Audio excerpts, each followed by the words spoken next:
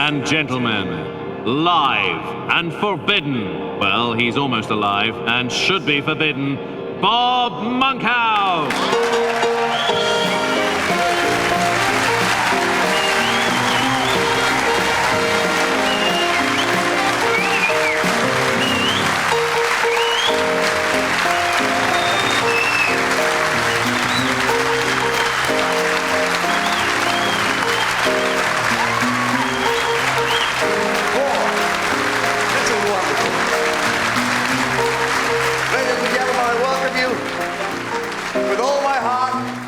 The one and only Lakeside. Well, it's not the one and only Lakeside anymore. There is another Lakeside in somewhere called Thurrock.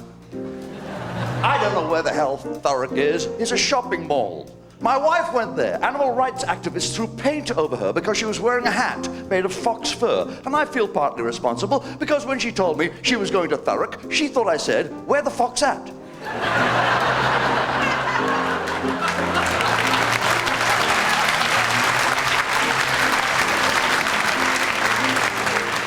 I tell you that gag right at the top to let you know how far I'm going to go. I will go no further than that. I'm telling you, I'll lay down the rules right now. Let's tell them how far we're going to go, Laurie. Let's spell it out clearly. Well, you see, I've gone into business now. I've opened a sperm bank. But I'm very sad to say that business is slow. I'm running it at a loss, 'cause nobody gives a toss. That's about as far as I can go. She's baking you fancy pies and treacly puddings. She's giving you sex as sweet as you'll ever know. Then suddenly you feel sick. She's giving you spotted dick. That's about as far as I can go. Say I'm dead. Say I've no street cred. But as for four-letter words, let's be frank. Filth is a breeze. It gets laughs with ease. You don't want me to stand here and waffle. She's giving you wash and go to take in the shower. She's rubbing that wash and go above and below. And suddenly that's named dumb. It ought to be wash and come. And that's about as far as I can go. Say I'm great. Say I'm yesterday. But my image is keeping its class. Don't get pissed at me.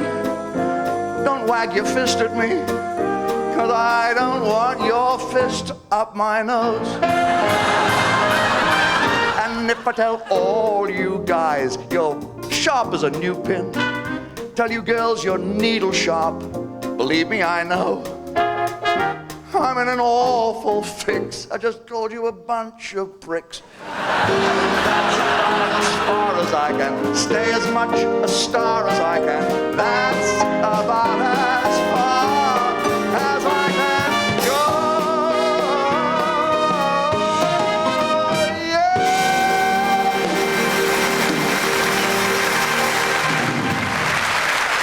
Thank you, folks. Welcome to the show. Thank you for being here. It's great to see you. I love doing the fact that we're doing another video here in Lakeside. It's got style. This place has style. You want bread? A bread waiter comes over to your table and gives you bread. A water waiter comes over and gives you water. A head waiter comes over and gives you the perfect service. Backstage, those standards are dropping. I'm not kidding. I used to come here. I used to see Rolls Royces and Bentleys parked out there. I just looked out of my dressing room window not 2 minutes ago. I saw the manager. He was pumping a bike up against the wall. And that girl should be in here serving drinks right now. Talking of drinks, is this what this is what they give me? Cola? Great, great. What hospitality here? Virgin cola, yeah. Virgin cola, yeah. You see, you got to get the ring on the finger before you can open her up. Remember cherry cola? That didn't last long either. I heard rumors of 7-Up. People say to me, Before you start doing a video like this, because it's going to be sold in hundreds of thousands of copies, do you get nervous? Now, very early in my life in show business, I discovered that an audience can smell fear, especially if you crap yourself as you walk on. Fear is something we all share. Anybody here with fear of flying? Anybody with a fear of flying? Yes, yes, yes. Believe me, I understand, but I want to tell you something. You haven't got a fear of flying. You think you have a fear of flying, you haven't. What you have a fear of is being 2 miles up in a plane and suddenly not flying. You definitely don't have a fear of flying. If you're 2 miles up in a plane and the tail drops off, you're going to go, flying is my favorite. I don't like airline food. That's the reason I don't like flying. Their food is worse than my wife's, and you can't imagine that. Last week, she served me something for dinner. It was so foul, I gave it to the dog, and he licked his ass to get the taste out of his mouth.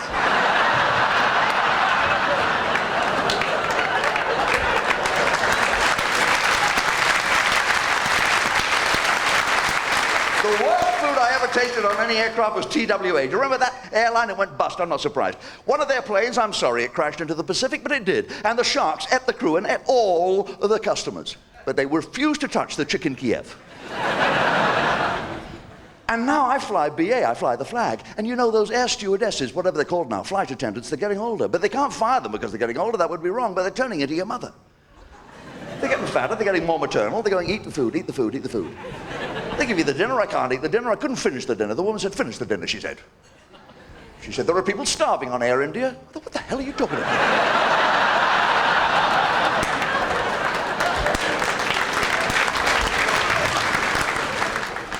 We flew in, must say, good flight, but on the landing, just as we came into Heathrow, the plane went like that. And as I got off the plane, I passed the pilot. I said, excuse me, nice flight, thank you. But as we came in, why did the plane go? And he said, I don't know.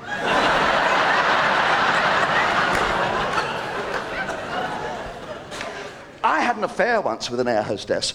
Well, this was years ago when you called them air stewardesses, and she was overtrained. She couldn't forget her training, even when we were about to make love. She said, welcome to the bed. Please extinguish all cigarettes and ensure the bedroom door remains closed at all times. Kindly place my seat in an upright position. Prepare for takeoff. And do not attempt to exit until we've both come to a complete halt.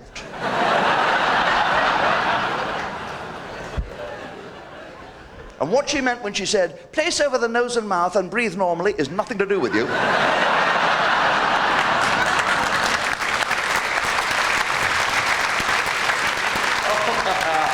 Well, I may be an old guy now, but I've had my affairs. I've had my amours. Oh, sure, I wish I had £1 for every woman I'd satisfied. I'd have £1.50. I knew nothing. I mean, we didn't have sex education. My generation wasn't educated at school. We had biology. They explained the menstrual cycle is something only girls have. I thought, oh, no crossbar. That's all I Little basket on the front. Remember my first real woman, the first time I ever got into bed with a real woman. She knew she was the first one I'd ever got into bed with. She knew. As soon as I tried to inflate her, she knew. What's he doing with that bicycle pump shirt? Later she came to love it, but that's another story. She acted coy. She said, be gentle. I said, don't worry about that. I just finished.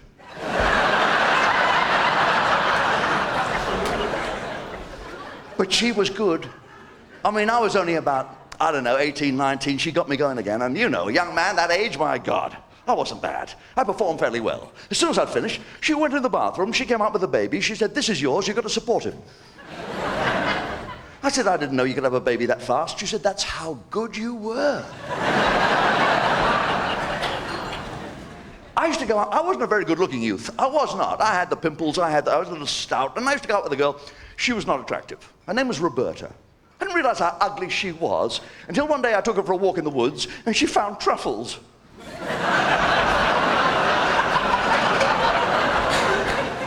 She went to Ireland. They made her put a bag over her head before she could kiss the Blarney Stone. This is ugly, right? I'm talking about wolf ugly. Do you know what I mean by wolf ugly?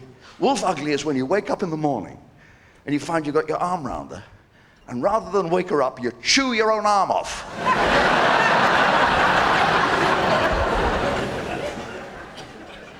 But you know, I was desperate, I'd take anything. And the scent of a woman, the scent of a woman. She used to put something behind her ears that drove me wild. Her knees.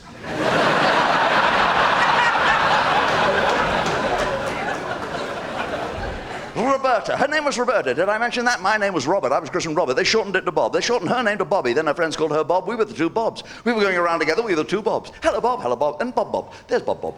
She used to call out my name. While we were having sex, she'd go, Bob, Bob. I think she meant me. She could have meant her. I don't know. But I gave her the benefit of the doubt, and I called out her name. I went, Bob. It's strange to hear us going, Bob, Bob, Bob, Bob, Bob, Bob, Bob, Bob, Bob, Bob. Sounded as if we were shagging in a Swiss valley, ladies and gentlemen.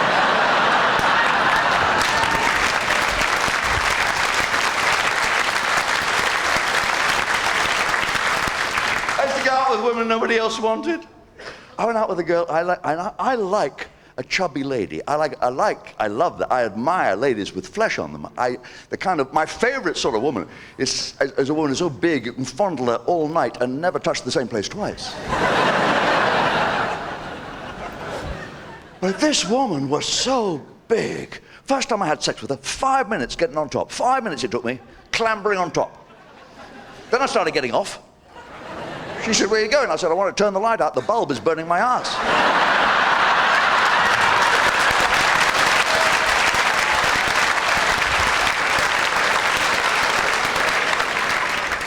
I'm a fine one to talk about weight, aren't I? Look at the weight I've put on the last couple of years.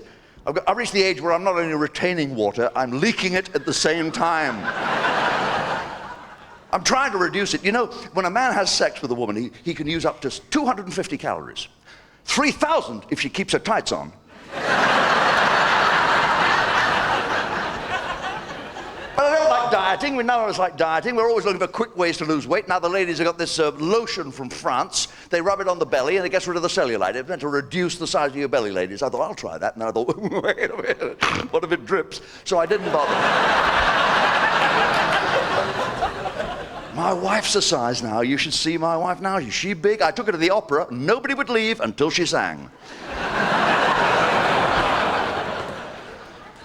She's tried liposuction. Do you know about that? They suck the fat out of you. They literally suck the fat out of you. Well, she has burnt out 2 Hoovers so far. They say you go to the liposuction clinic and they suck the fat out. And it's just like going to the hairdressers. They go, okay, could you take a little off that side, please? And the same amount off that side, please. And could you leave the parting in the middle where it is? You know the worst time for putting on weight? You know this. If you're a smoker and you stop smoking, boom, bound to happen. I know my wife smokes. She says it's a hobby, like stamp collecting. Do you buy that? Smoking is a hobby, like stamp collecting? How many stamp collectors do you know wake up first thing in the morning and go, where? Where are those damn stamps? I gotta have a lick now. This album is empty. There's got to be a 19p commemorative somewhere in this bloody house. I don't smoke, but I can help you stop smoking in bed. If you smoke in bed, I can help you stop. All you have to do is 2 things. Buy a waterbed, fill it with petrol. This will work. It will work.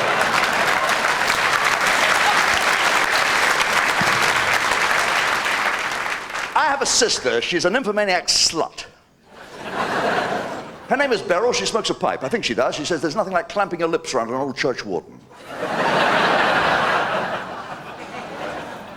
But I think you can give up smoking if you make yourself proud of it.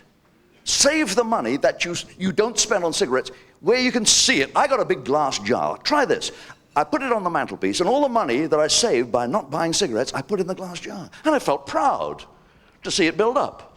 And then at the end of the month, I would take that money into town and buy cocaine.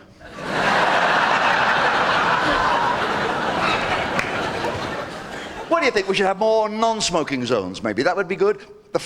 The French, in France, you're not allowed to smoke in public areas. Gosh, I hope this doesn't make the French people hostile and irritable. People, yeah.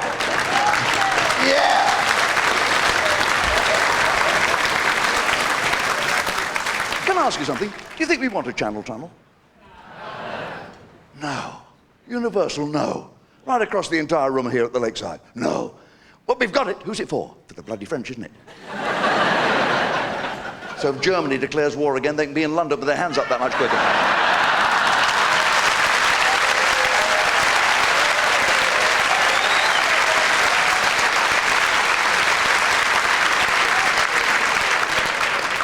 You know, people are suing the tobacco companies for lung infection. Do you know about this?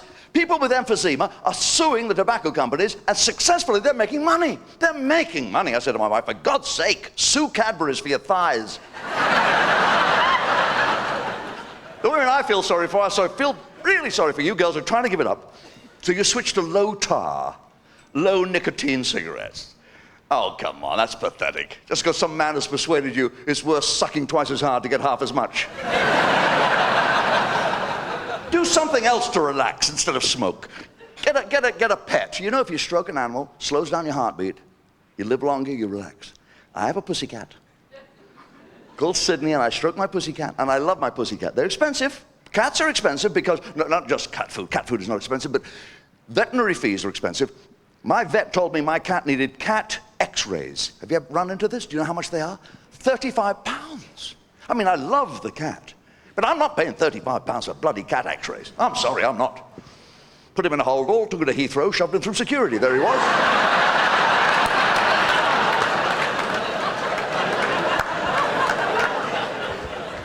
We got a dog living with us at the moment, my daughter's dog. She got pregnant, she's allergic to dog hair, we have to look after her dog. She thought it was funny to name the dog after me. The dog is called Bob. The dog is called Bob. My wife is yelling at the dog, very badly trained dog. The neighbors know we haven't got a dog, so they think she's shouting at me. She's going, get your nose out of there, Bob. You know you're not allowed on the bed, Bob. Stop drinking out of the toilet, Bob. Because he does, this dog. He drinks out of the toilet, which makes me laugh, because I'm ticklish down there.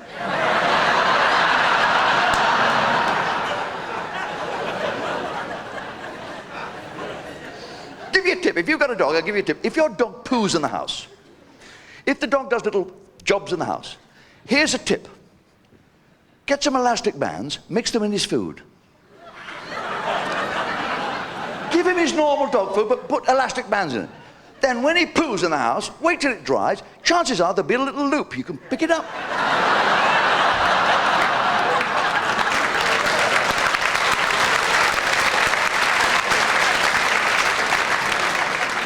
Sling it next door.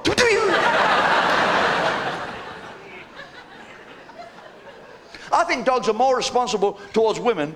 They're female. Female dogs are treated better by male dogs than men treat women. Because you know, men, if they made a little conquest, you know, they'll boast about it. They'll be down the pub telling the lads. You know that, ladies? But you'd never find a dog down on the corner saying, Rex, Rover, come here. See that hot bitch over there? I had her last night. I'm not kidding, 12 tits. 12 tits. I had a Rottweiler once. Well, I say a Rottweiler. It was half Rottweiler and half sheepdog. It used to herd things together and kill them. And I miss Fluffy. But my brother has a pit bull. They're terrifying. Pit bull terriers are terrifying. And when they bite people, what do? They take them to the vet and castrate them. Excuse me, that's the wrong end. Pull their teeth out. If you take their bollocks off, you've nowhere to kick them.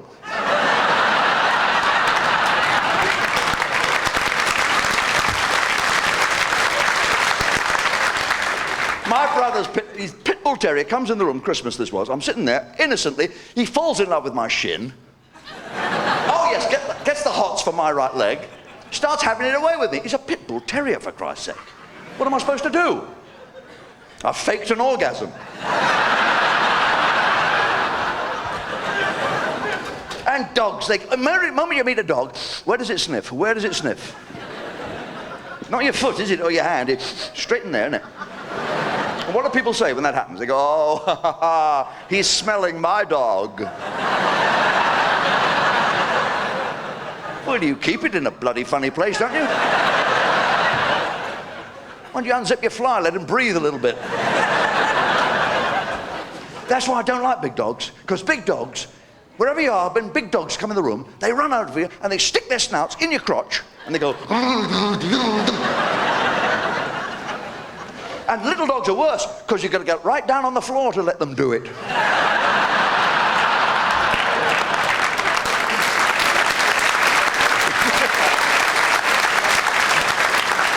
I think dogs are smarter than us, you know. Dogs, ever notice this? Dogs never, ever tread in dog shit. They've got twice as many chances as us, you know. This dog of ours goes around, we've got a farm next to us, and he goes around and tries to have it away with the chickens. And the cockerel doesn't like that, because there's a cockerel in there who clucks defiance. That's distinct from the average solicitor. The cockerel clucks defiance, whereas the average solicitor, well, no. Okay.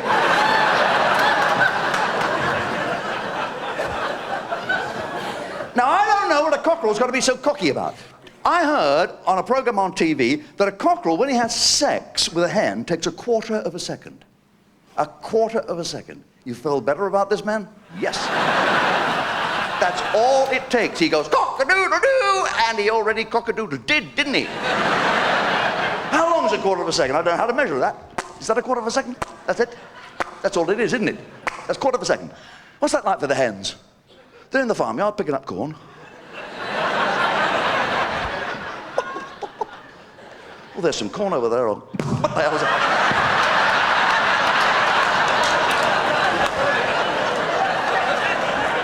You see that? What happened?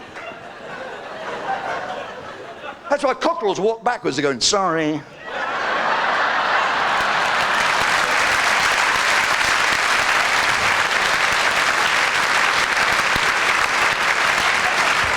You're a wonderful audience. Is there anyone here from Reading tonight? Anyone from Reading? I knew you would be, because Reading is very close to where we're doing this at the Lakeside, and I read in the Reading paper, it just caught my eye, that police arrested 6 prostitutes in Reading last week, and 2 of them turned out to be virgins, which goes to show you how short money is in Reading. I have never been to a prostitute. Once, I went once. Okay, I went once, for an estimate. No.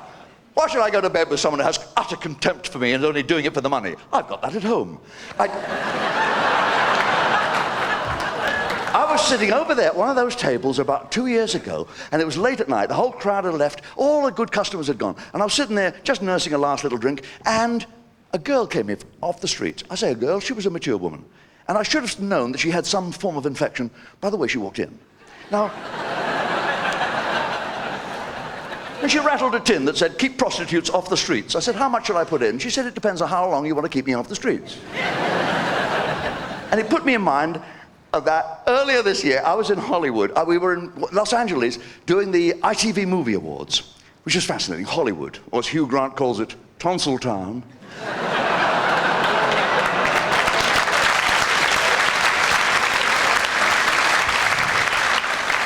I went to the Porno Awards. Do you ever watch porno movies? Have you ever seen a porno movie? You see, with a porno movie, what annoys me is the plot's never any good. You know, at the end of a porno movie, when you finish watching it, you never say to yourself, that's a clever twist. Well, maybe you do, but not about the plot. I saw a porno movie the other day that really raised my eyebrows, but that's old age for you. My wife's approved, she doesn't approve. She said, if ever I caught you watching a hardcore porno film, I'd kill myself. I thought, wait, hold on, Bob, this is too easy. Because now everybody's making, every little cheap jack, little firm, every little get-rich-quick firm is ripping off Disney. They're remaking the Disney classics. That's wicked. Destroys your illusions. They're making films called Herpes, the Love Bug. Debbie Does Dumbo. They've even remade Pinocchio as a blue movie. The leading actress sits on Pinocchio's face and says, tell a lie, tell the truth, tell a lie, tell the truth.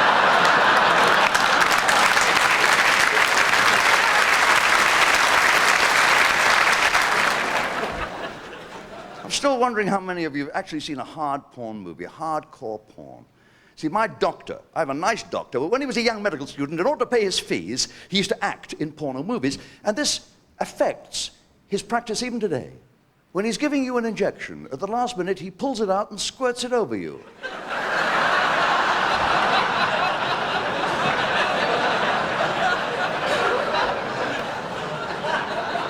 45 of you have seen hardcore porno movies. I like my doctor. I went for a complete medical examination. Because you get to my age, you have to be very careful. You know, you want to know how long you're going to live. So he gave me a complete medical examination. At one point, we got 2 complete. I was bending over like this. He said, "Do you mind if I insert 1 finger?" I said, "Insert 2. I'd like a second opinion."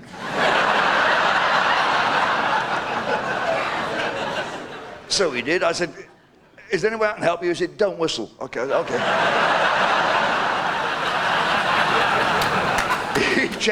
He checked my blood count, he checked my pulse rate, he checked everything, and then he said, "You wouldn't believe this." He said, "I want a sperm count." I said, "What are you talking about? Man of my age, a sperm count? You're kidding." Because you know, when you're a young man, and you actually erupt.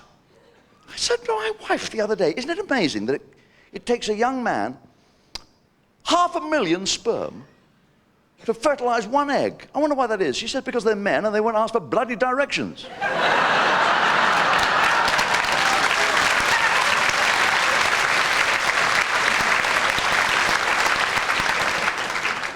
He said, "Here's a specimen jar," he said, "I'd like you to put a sample in that."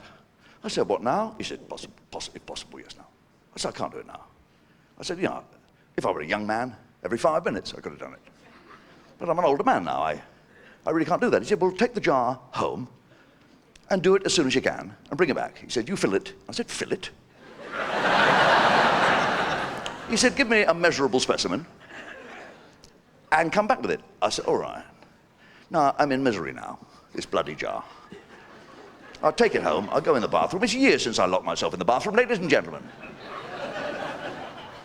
It's a humiliating thing for a man of my age to have to do this.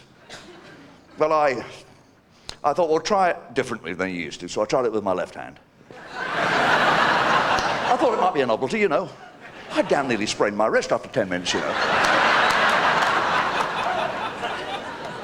So I've got a dodgy elbow, but I switched to the right hand. Still no result, so I called on the wife to help. She wrapped a cloth around it and tried both hands. She said,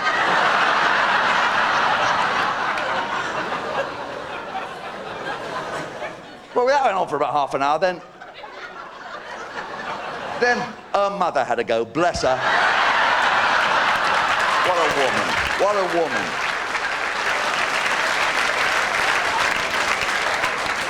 She tried it with her teeth in, she tried it with her teeth. Ladies and gentlemen, we could not get the lid off that bloody jar.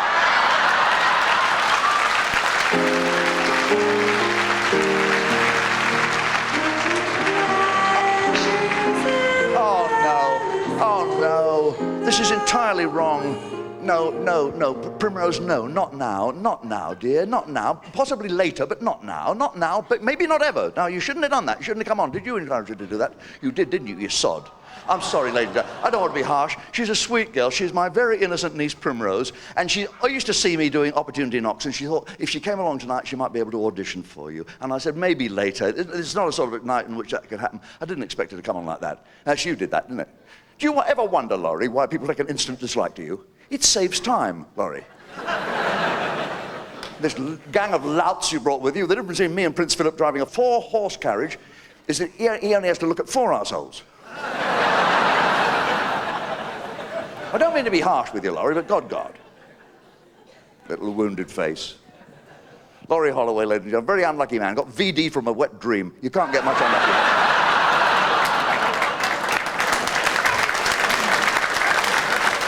Sorry about that with Primrose. Laurie tries to keep up with all the new musical trends, don't you? You do, don't you? He went to see the Rolling Stones and slowly realized he was stoned.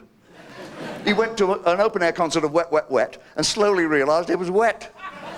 He went to see Big Country and slowly realized that he was a complete idiot. Are you all right this evening? You're a funny lad you are. You smile, you nod, you're so brave. He's not well. He's got no toes on his left foot. Do you mind if I tell him? When it's hot night like this, he takes all his clothes off, every stitch, and he sits there going, I can count to 21. I hate that joke.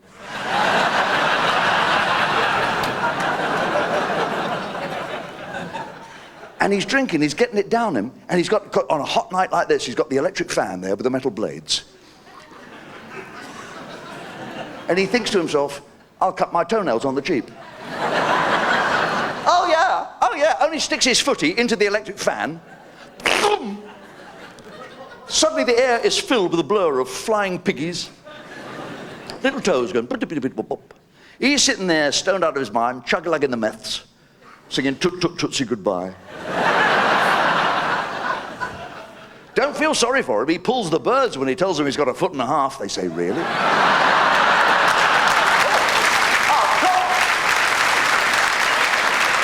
wonder of anatomy. The male anatomy is a miracle, you know. You ask me, is size important? When are we men going to realize? It's not the size of the ship that counts. It's the ability to stay important till all the passengers have disembarked. You ask women, they'll say size isn't important. It's what's in a man's mind that's important. Oh yes, as in the expression, he's hung like Albert Einstein. Women will say, it's not the size of it, it's what you do with it. What the hell do you expect us to do with it? It's not a sophisticated food processor with 16 attachments and 22 blending modes and 2 gears. It has only 2 gears, forward and back, that's all it does. You can fool around with the speed, fast or slow, but that varies according to fuel consumption. If men had babies, you know, ladies, we couldn't take it. You know, men would be so frightened to have babies. The pain, the difficulties, and we'd take advantage of you. We'd lie around for the whole 9 months like a walrus on the couch. Bring me another lager, I'm drinking for 2, love. You want to feel the baby kick? Come on, feel the baby kick.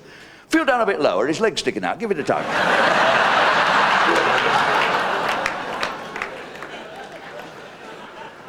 Another prenatal clinic, can you imagine men when they started to develop breasts to feed the baby? You start to get bigger and bigger and we go, oh. You know, you ladies, when you start to feed a baby, you look like Madonna and Child. It's a beautiful picture. We would be squirting one another. Foo, foo, foo. Hold still, I'll put your fag out. Fooey. Write that name in the snow. Once, twice, 3 times a lady. Can you imagine men with tits? Those are very nice tits, Harry. Very nice indeed. Can I cop a grope? Thank you very much. Ooh, yeah. See, breasts are very important because if it weren't for breasts, employers wouldn't know who to give the smaller paycheck to.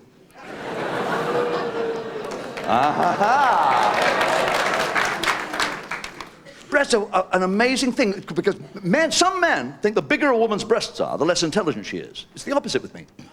I find the bigger a woman's breasts are, the less intelligent I become. I think it'd be wonderful, most of women I think would agree with me, it would be wonderful if breasts were detachable. You could say to your partner, look, here you are, you play with those, I'm going to the hairdressers for a couple of hours.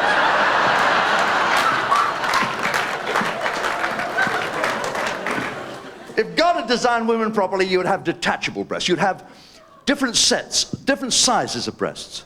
You know, you go, well, I'm going to go jogging, I'll put on the weenies.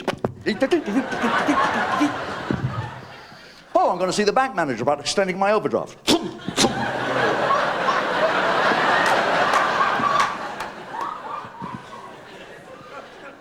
I asked my nymphomaniac slut of a sister, Beryl. I said, would you like to have a willy? She said, no, I wouldn't want to have a willy. I'd rather collect them, she said, I'd rather collect them. But she wouldn't want to have one. She says, collecting them is a hobby, like fishing. The little ones you throw back. The big ones you mount.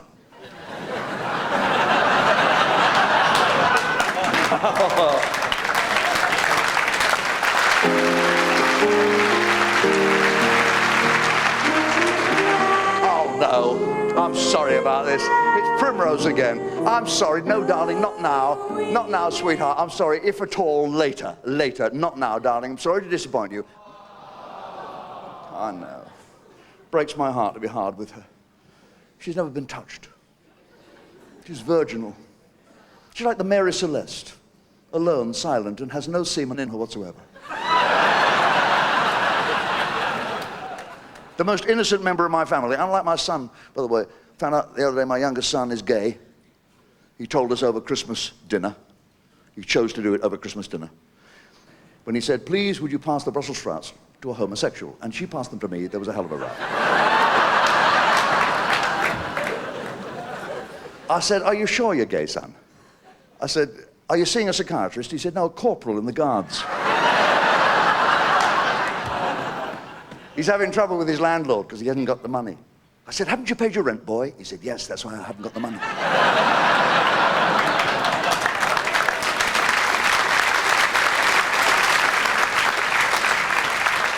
Sometimes I wish I'd been gay. Bit of a flop at being heterosexual, I'll tell you. Just, I've got so lousy lately. I'm a lousy lover, that's the truth. Lately, I'm so rotten in bed, I fantasize that I'm somebody else. My wife says she makes love like a video recorder. I said, what do you mean? She said, fast forward, pause, and eject. I tried to woo her. I do try. I bought her favorite ice cream, and I rushed it home. I said, come on, here's your ice cream. I said, it's as hard as you know what. She said, oh, is it? Pour me some.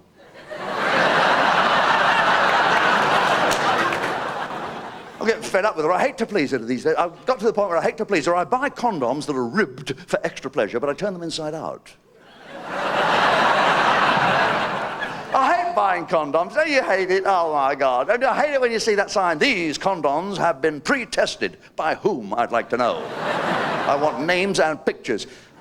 And they come in different sizes now. Did you know that? If you haven't known that, of the last 4 weeks, you've been able to buy condoms in different sizes. How embarrassing is that going to be when a man walks into a chemist shop and says, can I buy a packet, please? Packet of 3, please. What size? Petite. How are they going to deal with men who don't know their size? Suppose we go in there, we don't know what size we are. We're going to have a shoe measuring device hanging up. Have a board with different size holes in it. You know men are going to lie. They're not going to tell the truth, are they? You know men. Come on, women, you know.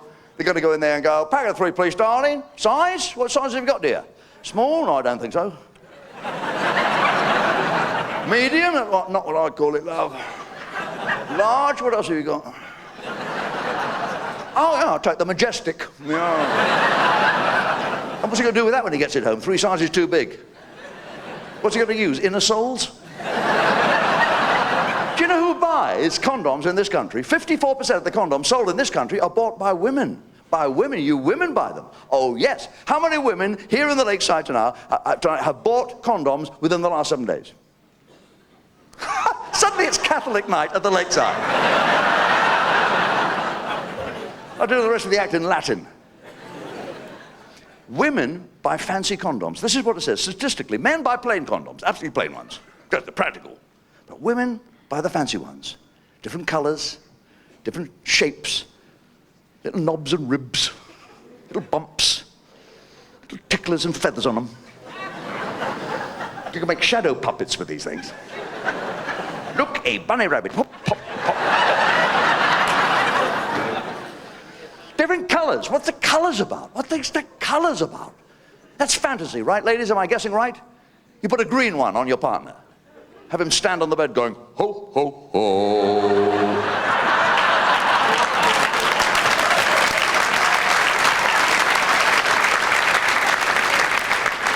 Oh, my jolly green giant! Don't squeeze the sprouts.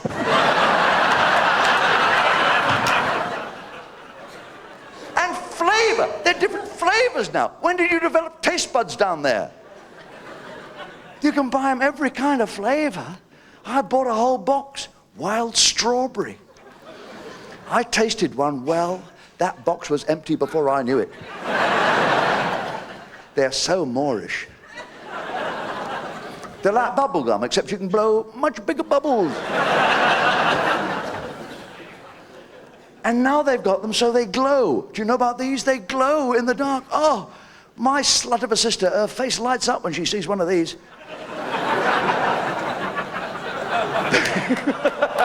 They shine brightly in the darkness. What's the point of that? I mean, what is that for? I can see it as a bit of a giggle during foreplay. But you don't want a luminous dong when you get down to serious sex. You're going in and out, you'd strobe.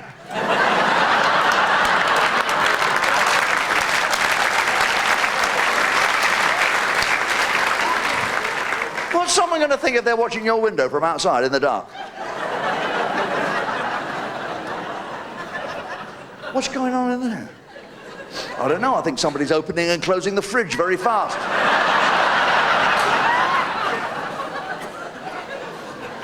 These days, they didn't have them when I was young. Sex toys, marvelous. I took my wife to an adult toy shop. An adult toy shop. They sell these things.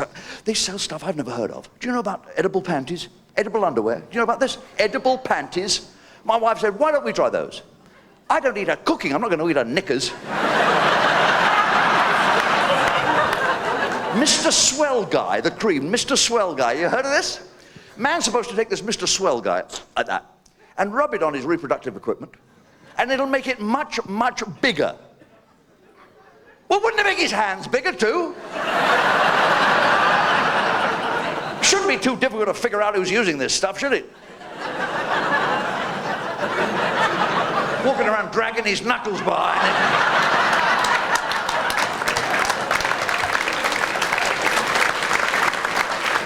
And inflatable women, isn't this pathetic, ladies? Men have reached the point where they're sleeping with balloons. I ask you, Helga, your inflatable girlfriend, she never gets a headache. Know what you do after you've blown the bloody thing up? Takes 20 minutes to blow, I'm told, to blow.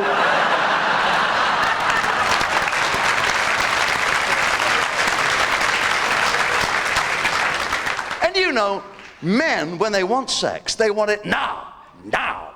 Women are different. Women, when they feel stimulated, they feel desire, they want to be built up slowly from plateau to plateau. They want to be just teased up the mountain until they reach the pinnacle of enjoyment. But a man who wants it now, he doesn't want to spend 20 minutes going, oh, bugger, I don't need the arm.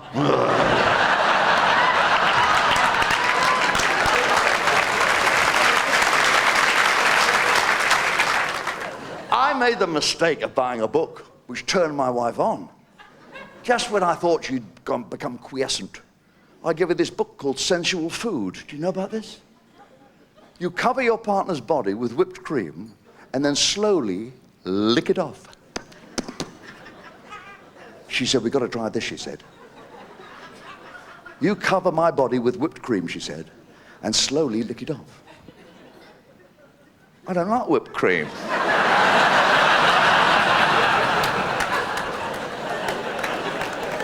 Turns me up, whipped cream.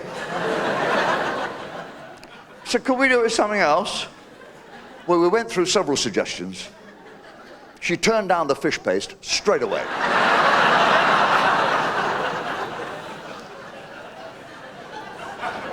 She wouldn't have the Branston pickle or the Campbell condensed soup, mainly on account of little bits getting lodged. And after we'd gone through everything that Sainsbury's or Tesco's had to offer, she eventually settled, very grudgingly I may say, for Marmite. 12 and a half jars, ladies and gentlemen. I went through 12 and a half jars. When I finished, you lay there like a giant twiglet.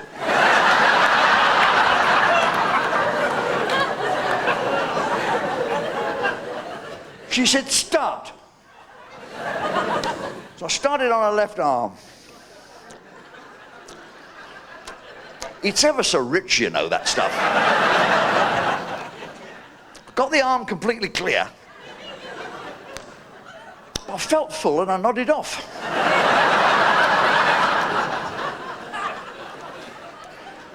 She spent the night in the shower, apparently scrubbing. I thought, thank God that's over. Then, what happens? She catches me eating a bar of chocolate. She says, oh, he likes chocolate, does he? Then we'll do it with chocolate. Not normal chocolate, not normal nice brown chocolate. Oh, no. That's sickly white stuff. Every 4 weeks or so, I've got to lick it off her. I tell you, my friends, if I hear that cry once more, the Milky Bars are on me.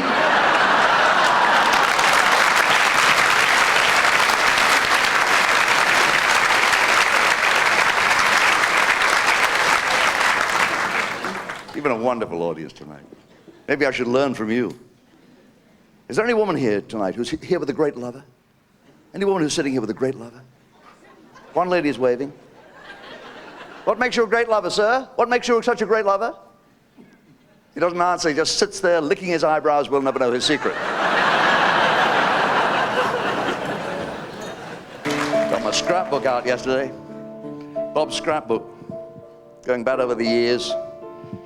Lived a long time. When I was 17, it was a very good year. It was a very good year for small town girls and soft summer nights. We'd hide from the lights on the village green. When I was 17. Lies. Never had any girls when I was 17. Pimply little fat fart I was. Stuck in my bedroom all alone. I thought I'd locked the door. My mother burst into my bedroom. I was doing something, ladies and gentlemen, that every adolescent boy does, but I shouldn't have been doing it. And my mother said, "Robert, you'll go blind if you do that." Because, you see, I was trying to poke my eyes out with a stick.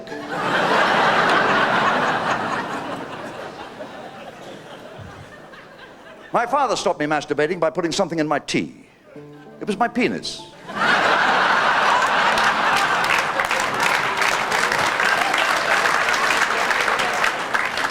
When I was 21, it was a very good year. It was a very good year for city girls who lived up the stair with perfumed hair that came undone. When I was 21, I was so desperate to meet a girl when I was 21. I had no opening conversational gambit. I didn't know how to chat up a girl up. So what I did was, it was a weird scheme, but kind of inventive. I got some strong industrial magnets, half a dozen of them, and I sewed them in a ring around my fly. And then I posed on a stool in the bar at the local dance hall, like this, and waited for a girl to come by with a lot of metal rings on her right hand. I figured her hand would fly into my fly, and this would be a delicate way of starting a conversation. I must have been looking the other way when this short man with braces on his teeth came by.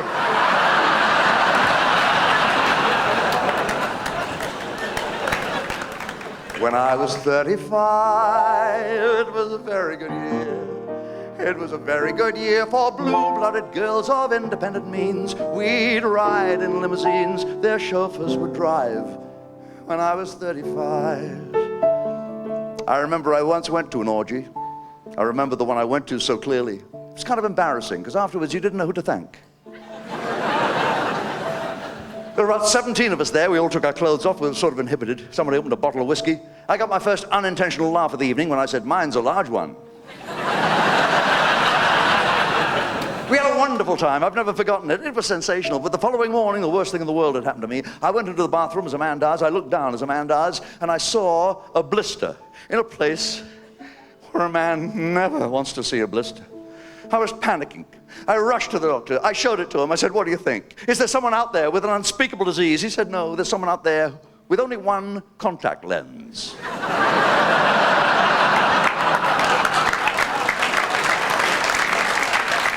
But now the days are short. I'm in the autumn of the year, and I think of my life as vintage wine from fine old kegs. From the brim to the dregs, it poured fine and clear. People say to me, after you've been married to the same partner for so many years, isn't sex sort of predictable? You know exactly what it's going to be like.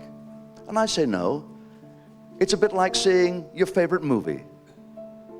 You can see that over and over again, and although you know what's going to happen, and you know how it's going to end, it's never boring. My favorite movie is Frankenstein.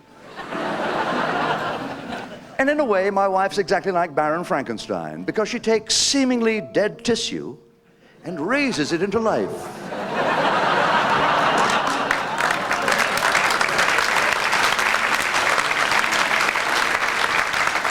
And it becomes a monster, a huge monster.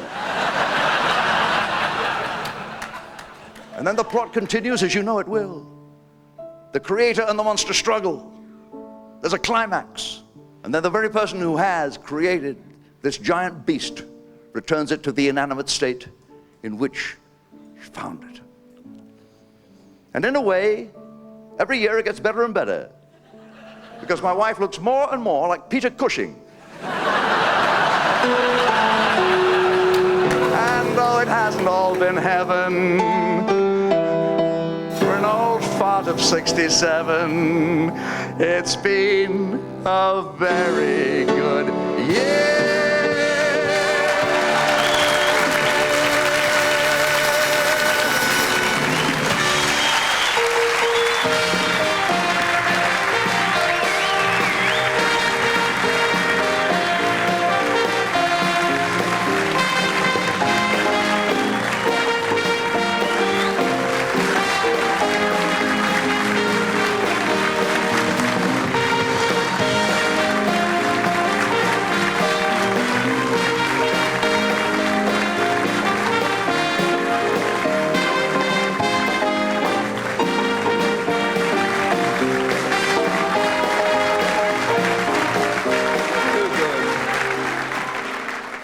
I can't walk away from a beautiful woman or a warm audience. It's such a joy to be with you tonight. Thank you for being here for this video. Thank you very much for coming.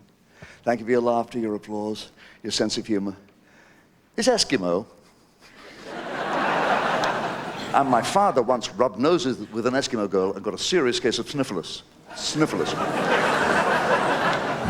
This Eskimo has trouble with his snowmobile. He takes it to a mechanic. The mechanic says, it looks as if you've just blown a seal. And the Eskimo says, no, it's the frost on my moustache gives you that impression.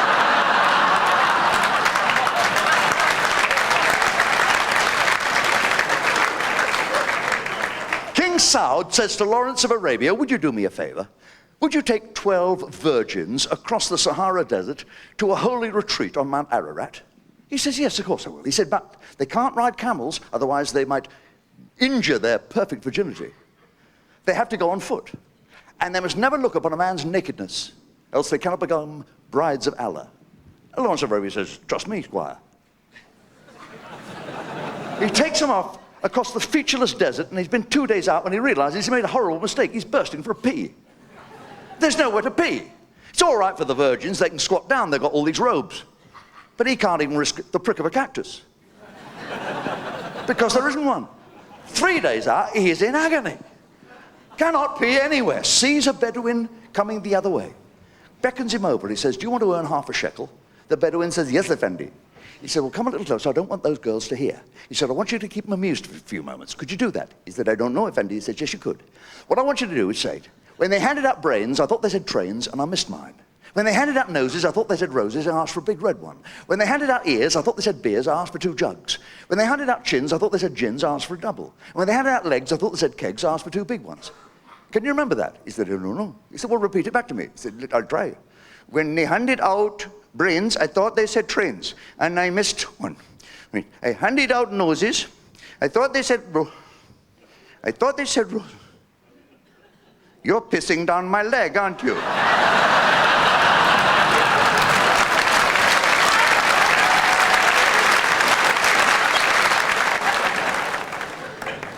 My brother-in-law, the leech, he's in jail.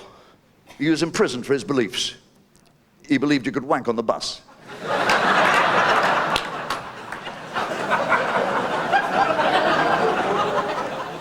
And a man in jail with another man always wants to know what he's in for. He said, what are you in for? The other fellow said, well, you know, animal husbandry, you could call it. He said, what are you talking about, animal husbandry? What do you mean? What crime have you committed? He said, well, you know, like swan-upping, you know. He said, you're not telling me that you can sort with God's dumb creatures, are you? God, how low can you get? He said, hamsters.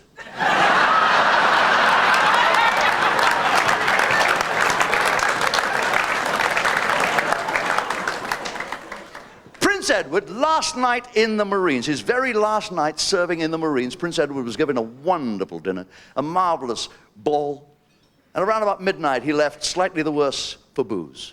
And he's crossing the parade square in his full dress uniform on a moonless night. When it came over him that he'd had too much to drink, the cold air hit him all down the front. All down the front of his beautiful dress uniform, he urpsed. Got into his quarters, crashed out. Woke up to the soft sound of brushing. There was his Batman, brushing the dried urps of his uniform tunic. And you go, a man has to be a hero to his Batman. He said, oh, my Lord, I remember that. Coming back from the function last night, I bumped into a corporal who threw up all over me. We must find out who he is and give him 3 months confined to barracks. The Batman said, oh, I shall make it 6 months, Your Royal Highness. Why? He's shit in your trousers as well.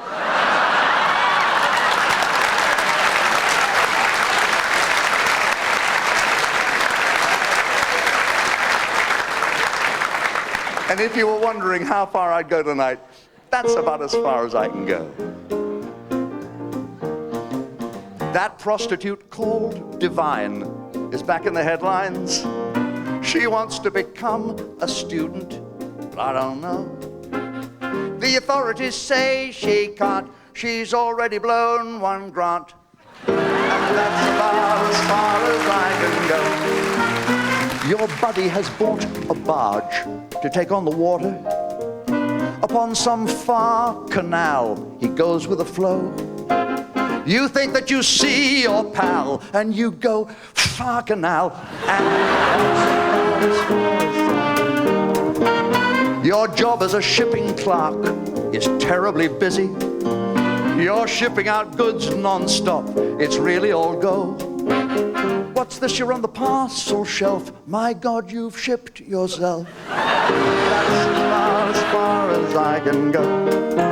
Say I'm dry, say I'm fighting shy. Well, my image is bearing the brunt. I may plan to be Superman, but really I'm just a Clark Kent. And if you should ask for more, I'll spell it out for you. Those 2 words, for and more, have an R and an O. And though there's an F in for, there ain't no F in more.